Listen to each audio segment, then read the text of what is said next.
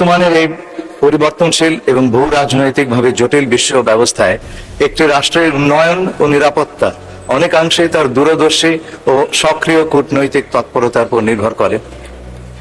আমাদের কূটনীতির মূল লক্ষ্য হচ্ছে সবার আগে বাংলাদেশ ফার্স্ট, যার অভূতপূর্ব সাম্প্রতিক উদাহরণ হচ্ছে মাননীয় প্রধানমন্ত্রীর ঐতিহাসিক মালয়েশিয়া এবং চীন সফর। বাংলাদেশের স্বাধীনতা ও সার্বভৌমত্বের সুরক্ষা, অর্থনৈতিক প্রবৃদ্ধি ও আমাদের জনগণের জাতীয় স্বার্থকে সর্বোচ্চ অগ্রাধিকার দিয়েই এই বাজেট প্রণয়ন করা হয়েছে। প্রস্তাবিত ১,৮৪৪ কোটি ৪৩ লক্ষ টাকা কোনো সাধারণ ব্যয় নয়, বরঞ্চ এটি আন্তর্জাতিক অঙ্গনে বাংলাদেশের অবস্থানকে আরো সুদৃঢ় করার একটি কৌশলগত বিনিয়োগ। আমি উল্লেখ করতে চাই, দক্ষিণ এশিয়া অঞ্চলে আমাদের প্রস্তাবিত প্রায় ১,০০০ কোটি টাকা বাজেটের তুলনায় আমাদের হিসাব অনুযায়ী ভারতের বিদেশ মন্ত্রণালয়ের বাজেট বাংলাদেশের টাকায় প্রায় ২৯,০০০ কোটি টাকা ও পাকিস্তানের পররাষ্ট্র মন্ত্রণালয়ের বাজেট ৩,৪০০ কোটি টাকা, যেটা আমাদের প্রায় দ্বিগুণ।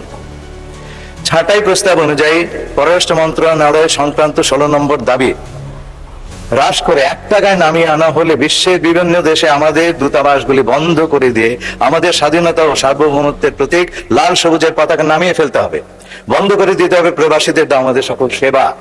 জাতিসংঘের সদস্য হিসাবে বার্ষিক প্রদেয় চাঁদা আমরা দিতে পারবো না, যার ফলে জাতিসংঘে আমাদের সদস্যপদ স্থগিত হয়ে যেতে পারে। সম্পূরক বরাদ্দ সহ পররাষ্ট্র মন্ত্রণালয়ের ২০২৫-২৬ অর্থ বছরে মোট বরাদ্দ ছিল ১,৭৬৪ কোটি টাকা ৩৮,৯২,৯২ টাকা। তোর মধ্যে পরিচালন বাজেটে বরাদ্দ ছিল ১,৫৪২ কোটি ৪০,৫১,০০০ টাকা এবং উন্নয়ন বাজেটে বরাদ্দ ছিল ২২১ কোটি ৫১ লক্ষ টাকা। ২০২৬-২৭ অর্থ বছরে পররাষ্ট্র মন্ত্রণালয়ের বাজেট প্রাক্কলন করা হয়েছে ১,৮৪৪ কোটি ৪৩ লক্ষ টাকা, যার মধ্যে পরিচালন বাজেটে ১,৬১০ কোটি টাকা প্রাক্কলনের পাশাপাশি উন্নয়ন বাজেটে প্রাক্কলন করা হয়েছে ২৩৪ কোটি ৪৩ লক্ষ টাকা।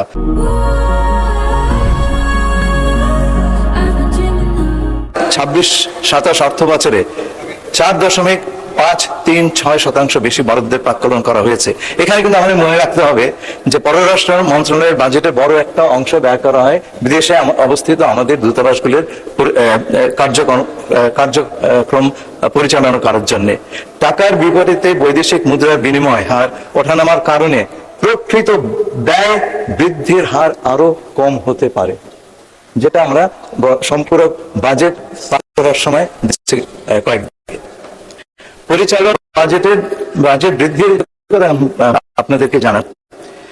প্রথম, মালয়েশিয়া যুক্তরাষ্ট্রের মিশিগান রাজ্যের আর্জেন্টিনা বুয়েনোস আয়ারেস, আয়ারল্যান্ডের ডাবলিনে নতুন মিশন খোলা হয়েছে।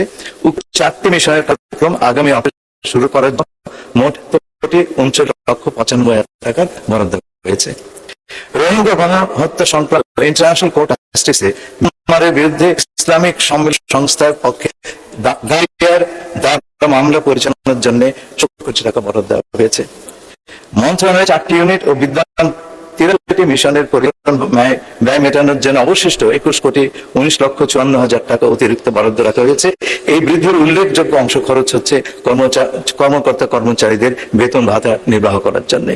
উন্নয়ন বাজেটের যৌক্তিকতা আমি বলছি, ২০২৬-২৭ অর্থ বছরের সংশোধিত বাজেটের উন্নয়ন খাতে পররাষ্ট্র মন্ত্রণালয়ের আওতায় বাস্তবায়নাধীন 5টি প্রকল্পের অনুকূলে সর্বমোট ২৩৪ কোটি ৪৩ লক্ষ টাকা বরাদ্দ করা হয়েছে। এর মধ্যে রয়েছে জার্মানির বার্লিনে বাংলাদেশ চ্যান্সেরি কমপ্লেক্স নির্মাণ প্রকল্পের অনুকূলে ১৭ কোটি ৬২ লক্ষ ৫০,০০০ টাকা, সৌদি আরবের জেদ্দায় বাংলাদেশ চ্যান্সেরি কমপ্লেক্স নির্মাণ প্রকল্পের অনুকূলে ৪৫ কোটি টাকা, অস্ট্রেলিয়ার ক্যানবেরায় বাংলাদেশ চ্যান্সেরি ভবন নির্মাণ প্রকল্পের অনুকূলে ১২০ কোটি ১২ লক্ষ টাকা, মিশরের কায়রোতে বাংলাদেশ চ্যান্সেরি কমপ্লেক্স এবং আবাসিক ভবন নির্মাণ প্রকল্পের অনুকূলে ৩ কোটি ১ লক্ষ টাকা এবং অননুমোদিত প্রকল্পের জন্য ৪৮ কোটি ৬৭ লক্ষ ৫০,০০০ টাকা থোক বরাদ্দ রাখা হয়েছে। মাননীয় স্পিকার, আমি প্রস্তাব করছি ছাঁটাই প্রস্তাব গ্রহণ না করে দাবি নম্বর ১৬ সম্পূর্ণভাবে গ্রহণ করা হোক।